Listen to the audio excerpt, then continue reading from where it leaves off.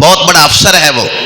اب وہ چاہے تو کئیوں کا بھلا کر سکتا ہے, وہ چاہے تو کئیوں لوگوں کو نفع دے سکتا ہے, اپنے گاؤں کے کئی لوگ وہاں پہ سیٹ کرا سکتا ہے, ان کی نوکری دلوا سکتا ہے. تھوڑی سی اس کی بات کرنے کی وجہ سے, تھوڑی سی اس کی سفارش کرنے کی وجہ سے اگر کسی کا بھلا ہو جائے, میرے بھائی اگر تو بھلا کرے گا نا دنیا میں, اگر تو کسی کا نفع کرے گا, جو پھلدار درخت ہوتا ہے نا, اس سے پھل گر بھی جائے نا, اس کے فیض میں کمی نہیں آتی.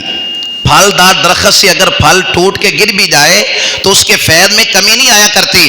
کنویں جو ہوتے تھے پہلے, کنویں, ان میں سے پانی نکالتے رہیں, پانی ختم نہیں ہوتا تھا, اللہ نیچے سے اور تازہ پانی عطا فرما دیتا تھا. بھئی ایک موم بتی جل رہی ہے, آپ اس سے ہزاروں موم بتیاں بھی جلائیں, اس کے فیض میں کمی نہیں آئے گی.